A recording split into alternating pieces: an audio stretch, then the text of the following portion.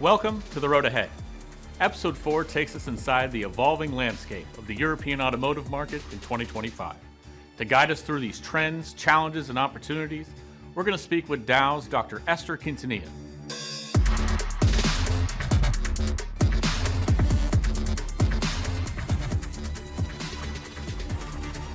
Welcome, Dr. Quintanilla. Before we begin, I'd love for our audience to get to know you a little bit better. Can you share about your background and your role at Dow? Hi, Ryan. Thanks for having me. I am the Global Marketing Director for Dow MobilityScience platform within the Polyurethane division. And I have the honor to be Corporate Marketing Fellow based in Horgen, Switzerland. I focus on shaping global strategies that can turn market opportunities into sustainable business growth for Dow and MobilityScience. I joined Dow in 2007 as an R&D process chemist, and I moved through technical and commercial roles, always within the automotive market before stepping into the marketing leadership. I hold a PhD in physical organic chemistry and completed my postdoc here in ETH in Zurich. I am also an active in the industry associations like Euromolders, where I have the pleasure to be into the board, helping to connect the science, sustainability, and collaborations across the mobility sector. That's definitely an impressive resume.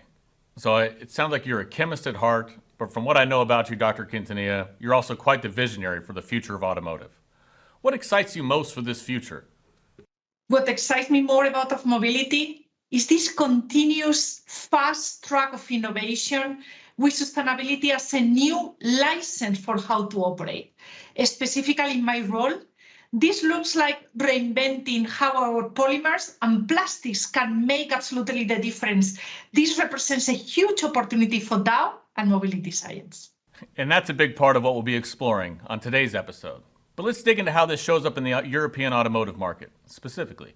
So how would you characterize the current state of the market, especially compared to just a few years ago? For the European market, the overarching story is one shifting from steady growth to a very strategic recalibration. Europe must absolutely improve the collaboration and the innovation, ensuring that it's remaining a vital player for the evolving automotive industry to adapt absolutely urgently. There is the vehicle development time frame to converge to the Chinese benchmark absolutely way faster. The AI, the CapEx production, and absolutely the manufacturing agility with a much more reducing possibilities and sharing platform strategically. We really need from here to innovate way more in partnerships with the Chinese manufacturers to stay in the race into specific business models that really should be reconsidered. Financing, sales, manufacturing, and for sure, as I mentioned before, the sustainability within the recycling and circularity that I know you are so looking forward to listen. The first is the market realities of the electrical vehicles. The second is how we really become way more flexible, but absolutely way more regulatory and environment, with the third in the competitive pressure for how to manage way better. Okay, let's start with Europe's electrification, as that's so intrinsically tied with what's going on in the market. I will pull from the external data, but also from my own experience speaking with customers and partners into this region. According to the recent data, the battery electrical vehicles in Europe have surged year over year during the first quarter of 2025. This growth is part of a broader trend.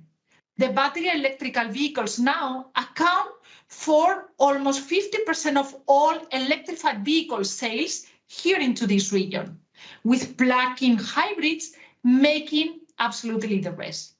So in total, 60% of all the new car sales in Europe in February, for example, had some form of electrification, full battery or the plug-in hybrids. From the conversations that you're having with customers and partners, how are the OEMs in Europe balancing the need for cost efficiency with performance and sustainability in EVs? Balancing infrastructure limitations and affordability performance with the sustainability remains, Ryan, the central challenge for the European legacy OEMs into the EV space. One methodology I am seeing with our customers to adopt is a phased innovation model. So European legacy OEMs invest in advanced technology early and then scale production to reduce these unit costs and improve the margins.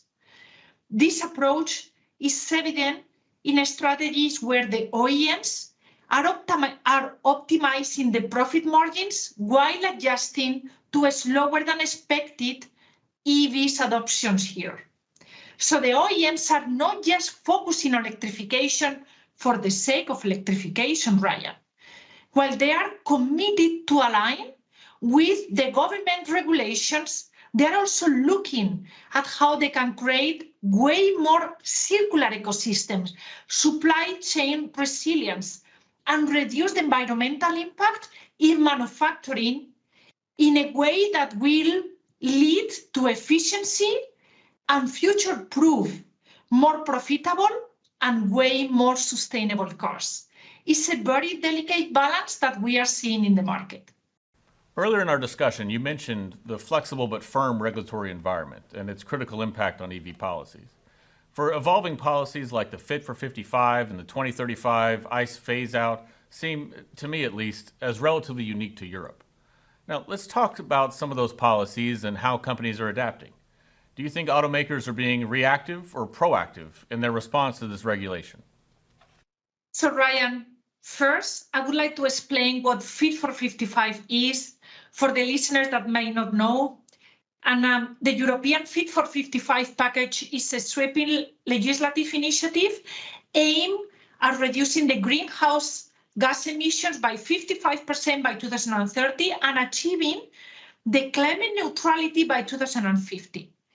A key component of it is the 2035 ban of the new combustion engine vehicles, which has become a major inflection point for our customers and partners around the automotive industry. While the European mandates 100% carbon footprint reduction, OEMs, like some of them, they have voiced concerns about that feasibility, infrastructure readiness, as I mentioned before, and the risk of huge penalties in billion fines during this year, even 2025. So the country of Italy, for example, has even called for an early review of absolutely this prohibition and the ban of the combustion engines. So to answer to your question on whether automakers are being proactive or reactive, the answer, Ryan, is both. Now, correct me if I'm wrong, Dr. Quintanilla, but in Europe, the policies extend beyond just EV manufacturing, correct? Absolutely, Ryan, yes. This is attracting a lot of investing coming here into the European, as for example, the battery production, and absolutely much more recycling infrastructure. For example, to help our customers in the Europe region to meet all of these recycling and circularity mandates, we really have been positioning different technologies. Example really can be the SPEFLEX here, or as well our new different renewable platform. Another example of the legislation and regulation is the coming European, the end-of-life vehicle directive that is going to require around 25% of the automotive plastics to be recycled, with half of the source from end-of-life vehicles being closed loop. So 30% of the overall plastic recovery as well from the dismantled cars.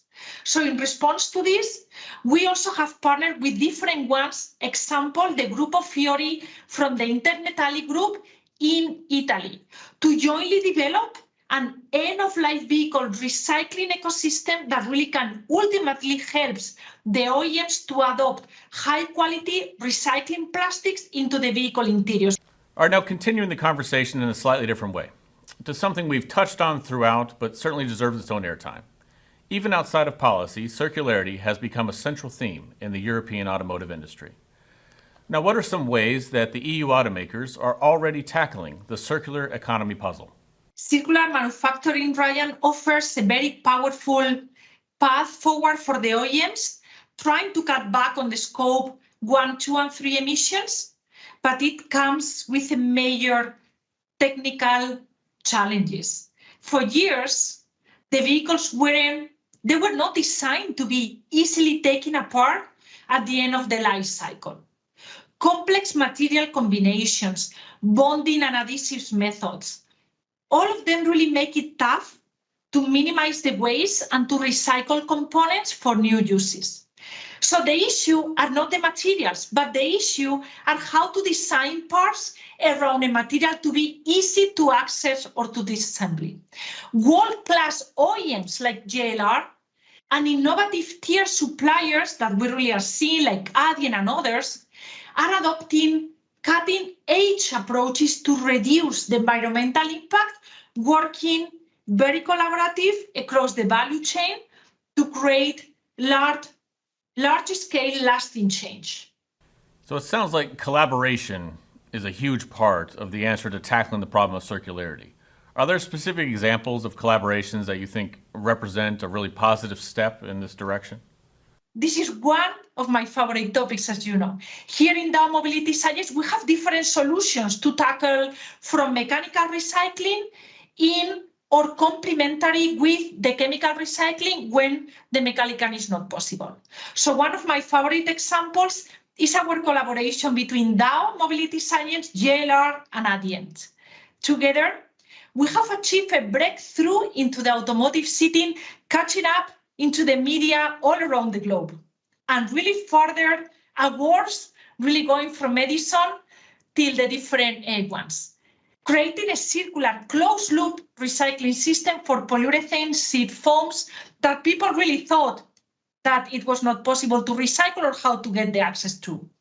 And this is not only this is special because it's a tier 3, tier 2, and an OEM working together to solve a real challenge.